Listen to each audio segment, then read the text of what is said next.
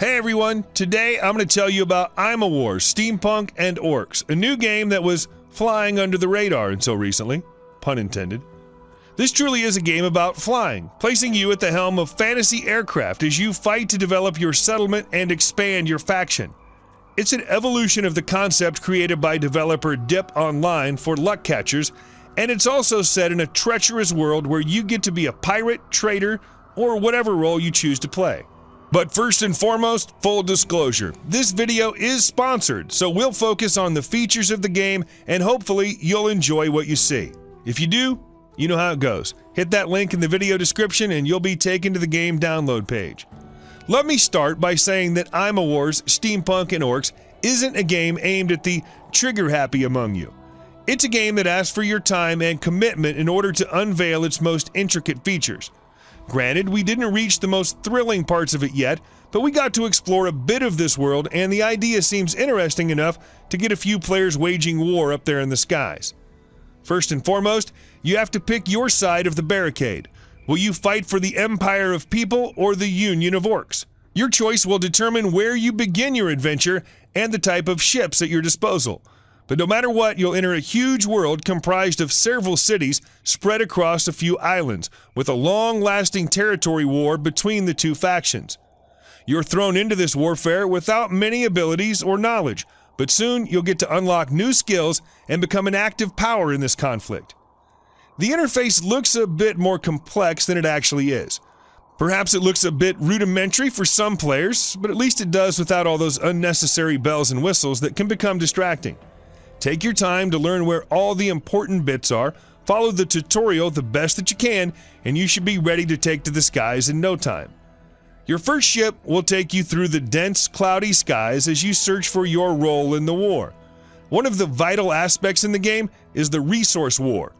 You must collect resources such as coal, timber, iron ore, and the titular Aima, among others. As both factions fight to dominate the richer regions, the resources that you successfully gather will be used to improve your settlement in many ways, from building better ship parts, armor, and weapons, to constructing entirely new and stronger aircraft. You control your ship with complete freedom as you tweak speed and altitude to your liking. While the ship moves slowly during the early stages, you'll get access to faster and stronger ships as you collect resources and unlock skills. The skill tree is crucial to upgrade your character as you gain access to new abilities in fields such as construction, ship control, and energy, among others. To mine resources or use the helpful shield and glide abilities, you spend energy. This steadily recovers over time, but the more you own, the easier it is for you to move and gather resources. Choose your skills wisely, as there will be some tough choices ahead. To unlock skills, you need to level up your character.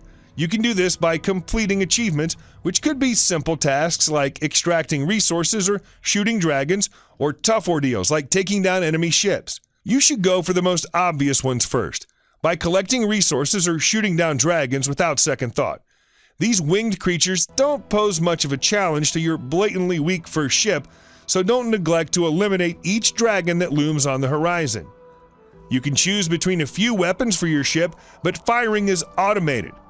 This will leave you more time to properly maneuver your ship, sometimes making all the difference between life and death. Combat here isn't so much about skill, but more about patiently researching the best weaponry and ships and coordinating strikes with your friends when the time is right. Teaming up with guildmates will give you the upper hand, and Aima Wars is decidedly a team-based game, so avoid venturing into dangerous territory all by yourself. There's no denying that Aima Wars, Steampunk and Orcs is slow-paced by design, and that choice alone could be off-putting for players looking for some immediate action. However, if you like the original fantasy steampunk setting and prefer to take your time to invest yourself in a new world, it could turn out to be a rewarding slow burn. It isn't your usual guild conflict MMO, that's for sure. Give it a go by using the link in the video description, and until next time.